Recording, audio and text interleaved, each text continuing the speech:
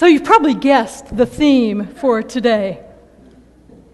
One of the first principles we learn in life from the formative ethics, really, of Mr. Rogers and Sesame Street is that our neighbors are important, and they include many types of people. We learn that a web of connection binds us together as human beings, and that love and appreciation for our neighbors is a part of living good and content lives. But unfortunately, when we walk into the church, the emphasis may shift just a bit. Our spiritual well-being, we are taught, is due to God's grace to us alone. What we do, how we live, kind of fades into a secondary position somehow. And unfortunately, churches can be hotbeds of discrimination based on just about anything. Historically, class and race and gender have been great divides among and within churches. Whole denominations are based on these divides. But I pray that that is changing. I pray that we can hear the message of James anew. And so I ask us today, what if? What if we took these principles from James, these principles that we've heard from children's songs and words of Scripture, what if we took these principles and got serious about them? What if we loved our neighbors as ourselves? What if the sole factor that determined our behavior towards others, the sole factor, was love? What if? Now, I think that most of us here are fundamentally loving people.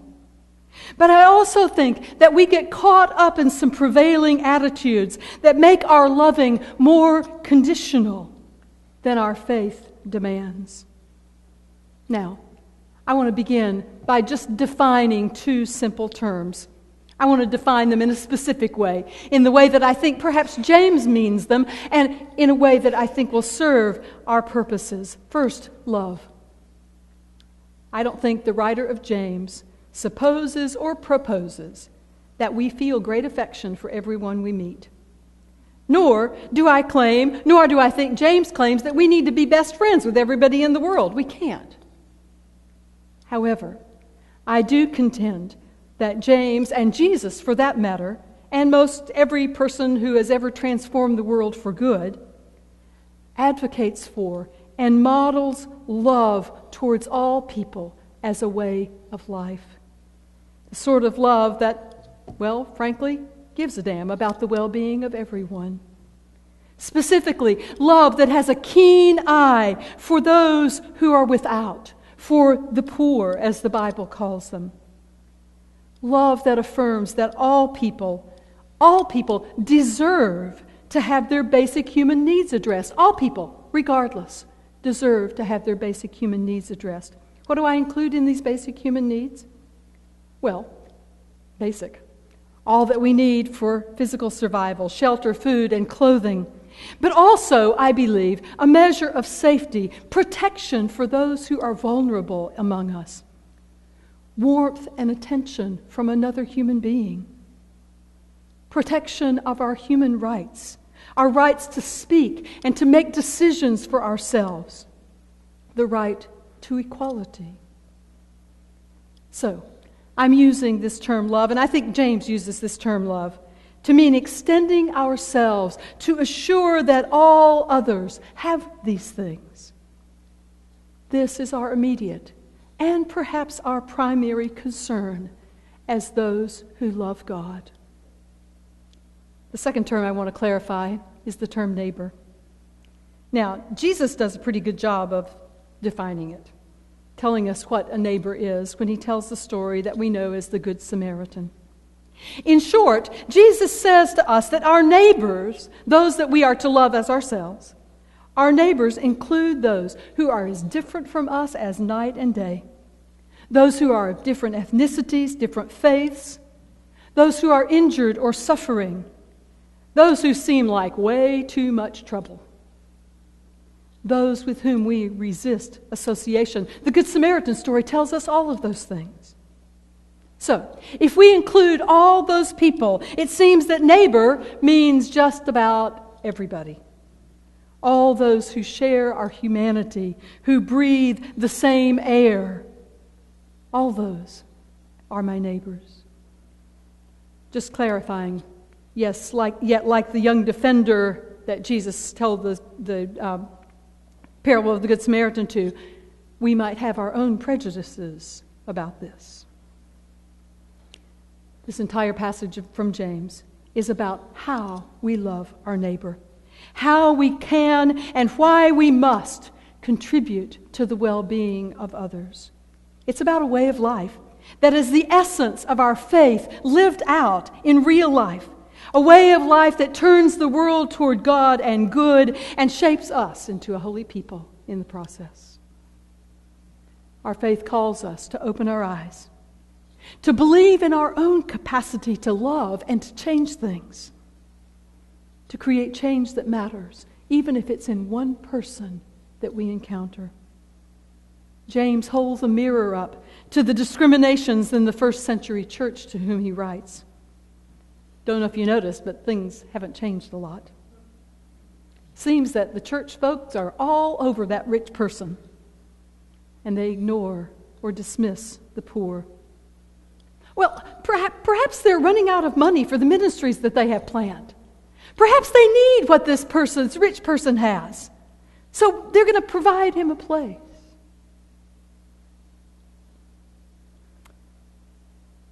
During this political season, we are rightly hearing a lot about the middle class. And this passage seems to speak, at least in our day, to those who are in that great middle. Those, like most of us, neither rich nor poor. Although most of James's audience probably came up on the poorer side. Perhaps that's why they welcomed the rich man extravagantly. They needed something that he had. So, get this, not so rich people were shunning other not so rich people, maybe a bit poorer than they were, in favor of the rich people who would exploit them if they had half a chance. They were perhaps responsible, at least in part, for their own poverty. But the message that they were giving is, kiss up to those who will oppress you, so that just maybe they'll be nice. But most of us here today hear this passage from our place in that great middle. And those in the middle, I'm sure you know, often have feelings about those on both sides of our own social position. We feel sorry for those who are poor. But we may also resent them, thinking that perhaps they want what we have. We may hold them in disdain. We may fear or blame poor people. And frankly, most of us judge poor folk. And we worry about becoming poor ourselves, don't we? We sometimes get upset when we think that caring for the poor might be our responsibility somehow. After all, it's all we can do to take care of ourselves. So that's the poor. And then there's the other side. We envy those who are wealthy. Or let me just speak for myself. I envy those who are wealthy, who seem to have no financial worries whatsoever. We resent them, perhaps. Sometimes blame them. We may stereotype them, too, as dishonest advantage takers. But James asks us to reconsider especially the position of the poor and our attitudes. This is what he says. Has not God chosen the poor in the world to be rich in faith and to be heirs of the realm of God?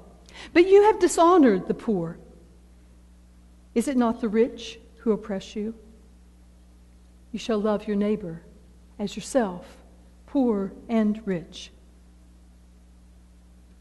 James seems to be telling us that not only do we have a responsibility to those who are poor, to actually see them and to treat them as we would treat those who are just like us, but he also seems to be saying that we will miss experiencing a rich mine of faith and something of the essence of the realm of God if we shun or fear or turn our backs on or avoid or fail to love the poor around us and among us. So, you shall love your neighbor as yourself is not only a directive to care for those in need, but it's a roadmap to discovering the way to God. Not only a direction to give a handout or even a hand up to someone who's suffering, but James's words are wise counsel that lead us to spiritual truth and understanding. And James is asking us to stand where we are, most of us, in the middle. To stand in the middle so that we can reconcile differences as we accept all and reach out in grace to all. Now, this is not a new message. It begins at least as far back as Moses, and we hear the same clear principle in Jesus' parables, the parable of the rich man and Lazarus, the parable of the Good Samaritan that we've already remembered, and that parable of the wedding banquet. Human beings, the prophets and parable spinners know, discriminate. We judge, we make excuses for ourselves, and we take the course of least resistance. In our own insecurities, we tend to push others aside. We make sure our own needs are met first and ask, not overtly or intentionally most of the time, what that type of person could possibly do for us. But God's truth and God's call to us is undeniable. We do have a responsibility to care for those who are poor. It says it over and over again in a trillion different ways in the Scriptures. We have a responsibility to treat people with respect and dignity simply because of who they are, other human beings. And then James takes a more radical step. We aren't just to care about or even to pray diligently for the poor. That would be what James calls faith without works. But we are to take care of, to care for those in need, to care for those who have less. Period. It's without question the church's mandate. And so I ask us today, what if we actually did it? What if we saw that abandoned box that was in our little skit and didn't say, not my problem, been there forever, but said instead, it is our problem. It is ours to take care of. What if we looked poverty and poor people in the eye, realizing that poor people are all around us and are indeed part of us? Now, in this time of economic volatility, we even need to relearn what it means to be poor. It no longer means only the homeless guy under the bridge or only those who aren't working. It doesn't even mean those who are working part-time or living on disability income, not any longer. It includes more of us than that. Did you know that a full 30% of American workers earn less than $10 an hour? Without any taxes at all, that's around $1,600 a month. I would say that's challenging for a single person with no dependents, much less for families with children. And these full-time employees who earn almost double the minimum wage live in poverty. Minimum wage earners bring home about $900 a month for a full-time job. And I would say that most of us interact every day with people in this position. What are we called to do? These are people who serve us in restaurants and coffee shops, repair our cars, dry clean our clothing, ring up our purchases in the grocery store. And often when they leave that job, they go to another. And even when they work long and hard, some resort to sleeping in their cars. It's a new trend. Have you heard about it? Some resort to sleeping in their cars. Cities have special places that people can park so they can sleep there because they can't afford rent, even though they're working at least one full-time job. How do we respond? After all, this is a complex and big problem. Is it my problem? Is it yours? Ours?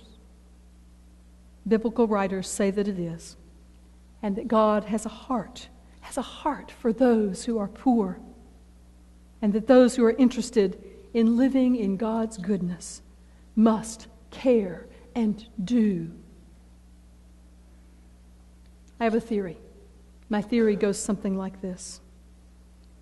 If I will look someone in the eye who needs something, I might suddenly see what it is that I have to give. And if I care enough and take the time to actually give it, if I do something like this, I move towards equalizing us, making us more human to each other. And if we move closer in status, you and I, then I'll begin to see your gifts. I'll see your humanity. I'll hear your voice, and I'll share your dreams. And suddenly you'll give to me your inspiration, your hope, your way of making it through, your generosity. And I'll receive. And we'll find kinship. And maybe, just maybe, that blame and judgment and fear will begin to subside. What if? What if each of us gave it a try? What if we looked carefully around ourselves on our way to work in our neighborhood and we saw someone, our neighbor, we'll call them, who needs something that we can give? Food, something as simple as a smile, their yard mowed, a little time or attention or conversation. And what if we actually offered that help, close up and personal? What if we took a few minutes and really considered the acts of favoritism that we do every day? Who do we greet enthusiastically? Who do we avoid? On what basis do we do that? Does the basis really justify our actions? What might be different if we changed our behavior? What if? What if we went out of our way one time a week? If we actually ask ourselves what we could do, not think or consider or even pray about, but do to love our neighbors, particularly those that we've learned not to see or that we avoid or fear. What if? What if we took a few minutes and made a list of the attributes that trigger our discriminatory behaviors? If he does that, or if she smells this way, I turn away. My daddy would say that the preacher's quit preaching and gone to meddling. Perhaps. But I think it's my job. So I'll even go first. I will tell you this. If I see someone walk into church, especially if they're 35 minutes late, and look as if they haven't bathed in a couple of weeks, I'm suspicious about their motives. I judge them to be looking for a handout, to be self-serving. They aren't coming to church, I say, for the right reasons. Well, I believe James says to me this morning, if you show partiality, you commit sin. I understand that to mean that in that moment of judgment, I remove myself from the presence of God. Ouch. What if we took that list of attributes that trigger our discriminatory behaviors and we worked on challenging it? I could start by examining just what I think qualifies as the right reason to come to church. I could say, what better place could someone come if they need help? How dare I become judge and jury and one who withholds if we could even do some small thing to help? Offer a sincere welcome. That would be a good place to start. What if we pushed our unfounded stereotypes, like being poor means you're lazy, or you're unmotivated at least, or you're expecting a handout from others? What if we challenged those ideas and looked at the facts about poor people? What if we insisted that we won't love those with money or prestige any less, but we'll refuse favoritism at all? That we'll equalize the love rather than demonizing the rich people and loving the poor people. We'll raise the bar on our love so that it matches across the board. What if we realize that our faith as James would say, is just not much good until we let it shape our actions, especially in regard to the poor. If we realize that as powerful as prayer may be, praying is certainly not all, and frequently it isn't even enough.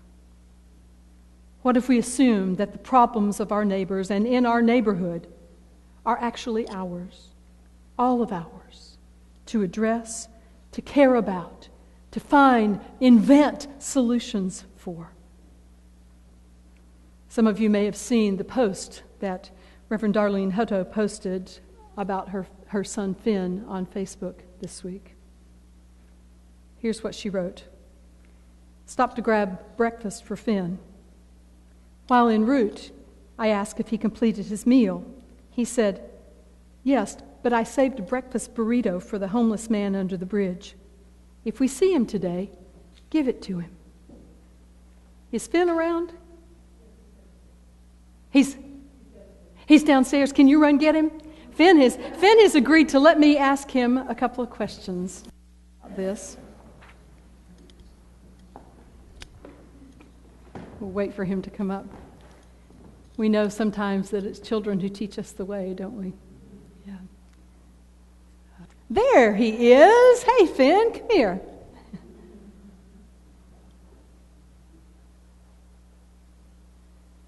Your mom told us what you did this week. It was pretty cool. On the way to school, you had breakfast, right? Yes. And then what did she ask you? She said, "Do you want to give one of your breakfast burritos to a homeless man that we're going to pass by?" And what did you say? I said yes. Why did you say yes? Why didn't you save it till later? Because if I was him, I would really want food. Yeah. And he's getting something for free, which is good. Yeah. And I would like it if someone did that to me too. Instead of driving by saying, "Hey, if you want this breakfast burrito, you're going to have to pay for it." There we go. There we go. Do you see him almost every day? Yes. Do you? Do you know his name? No. You did a really, really, really cool thing. Do you think everybody here could do something sort of like that? Yes. I think so too. Thank you. Keep on doing it, all right? Okay. Thank you, Finn. Thank you.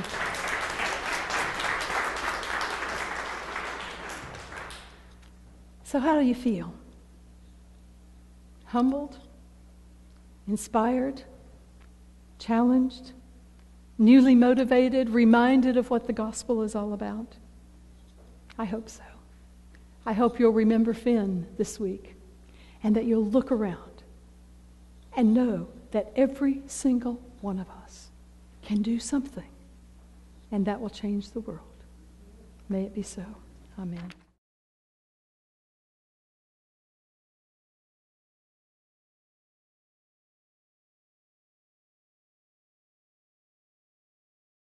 Love.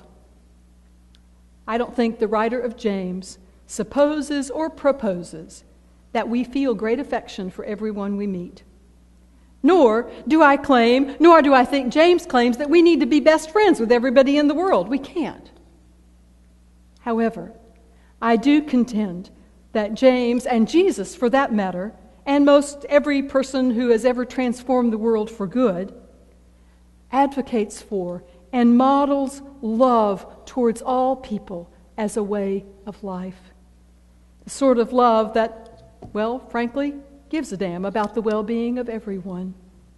Specifically, what if the sole factor that determined our behavior towards others, the sole factor, was love? What if? Now, I think that most of us here are fundamentally loving people. But I also think that we get caught up in some prevailing attitudes that make our loving more conditional than our faith demands. Now, I want to begin by just defining two simple terms. I want to define them in a specific way, in the way that I think perhaps James means them, and in a way that I think will serve our purposes. First, an appreciation for our neighbors is a part of living good and content lives. But unfortunately, when we walk into the church, the emphasis may shift just a bit. Our spiritual well-being, we are taught, is due to God's grace to us alone. What we do, how we live, kind of fades into a secondary position somehow. And unfortunately, churches can be hotbeds of discrimination based on just about anything. Historically,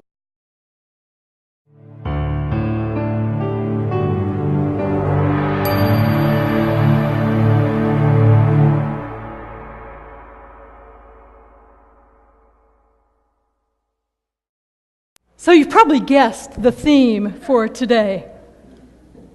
One of the first principles we learn in life from the formative ethics, really, of Mr. Rogers and Sesame Street is that our neighbors are important, and they include many types of people. We learn that a web of connection binds us together as human beings, and that love, class, and race and gender have been great divides among and within churches. Whole denominations are based on these divides. But I pray that is changing. I pray that we can hear the message of James anew. And so I ask us today, what if?